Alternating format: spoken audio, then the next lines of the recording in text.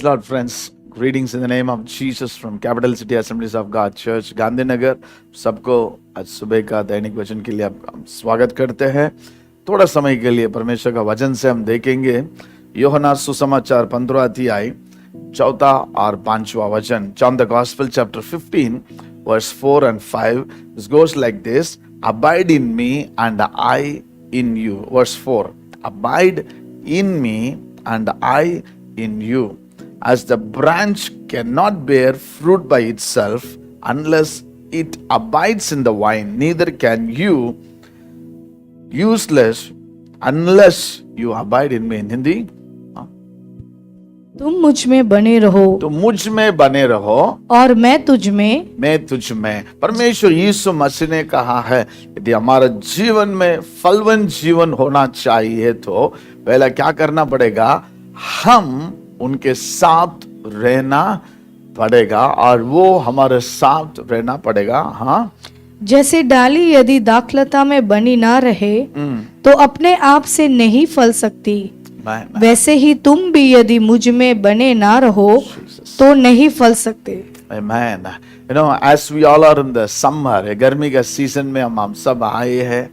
मुझे एक चीज बहुत अच्छा लगता है इस सीजन में देखने का समय, जैसे टेम्परेचर बढ़ते जाता है, गर्मी बढ़ते जाता है. I've seen the leaf wither, लेकिन नया लीव्स आने लगता है, पत्ते आने लगता है. वो बहुत टेंडर है, बहुत सॉफ्ट है, बहुत नरम है. बाहर का तापमान कभी कभी यहाँ गांधीनगर में कभी कभी तो 48-50 तक आता है, लेकिन उस पत्ता जब तक वो पेड़ में जुड़े रहता है वो जितना भी नरम हो सूखेगा नहीं है. As far as the tender leaves connects, stay with the branches, पेड़ के साथ रहता है और डाली के साथ रहता है. इतना भी गर्मी हो वो सूखेगा नहीं है. लेकिन जैसे उसको निकाल कर 2 मिनट डाल दीजिए, पूरा क्या हो जाता है? सूख जाता है. वही यीशु मसीह हमारा जीवन को भी वही कहता है. हमारा आत्मिक जीवन, हमारा परिवार का जीवन, हमारा ना काम में, सारे चीजों में, never be A Sunday Christian, never be a celebrity Christian. कभी भी रविवार का मसीह का बच्चे है तो कभी कभी अभी ईस्टर आ रहा है, गुड फ्राइडे आ रहा है, अभी लेंट का समय में. लेकिन यीशु मसीह ये हमसे चाहता है हम उसके साथ हमेशा बना रहे, तभी हमारे जीवन में फलवन जीवन हो पाएगा. 5वां वचन में भी ये लिखा है, I am the vine, you are the branches, whoever abide in me, I in him, he it is that bears much fruit, for apart from me you can do nothing. मैं दाखलता हूँ, मैं दाख लगा हूँ, तुम डालियां हो. जो मुझ में बना रहता है और मैं उसमें, वह बहुत फल फलता है, क्योंकि मुझसे अलग होकर तुम कुछ भी नहीं कर सकते. पौलुस ये भी कहता है परमेश्वर का प्रेम से हमें कौन अलग कर सकता है. आज हमारा जीवन कैसे है? 3 महीना खत्म होने वाला है. इस साल का 1 क्वार्टर इज फिनिश्ड. एक भाग खत्म हो गया है.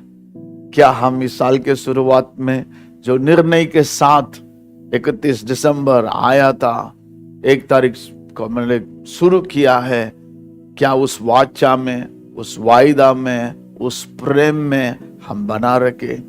बहुत सारे समय हमें परमेश्वर यीशु मसीह का प्यार से अलग कर देता है. कभी कभी बीमार, कभी कभी उन्नति, आशीष, काम, परीक्षा. बच्चे लोग भी शायद अभी आपका परीक्षा का टाइम है. मुझे बहुत अच्छा लगा, हमारा AGNI चेयरमैन सर जब हमारे चर्च में आए थे, उन्होंने बोला था रविवार छुट्टी लेकर 10 मार्क ज्यादा आ जाएगा करके कभी सोचना नहीं है. तो बहुत अच्छा लगा.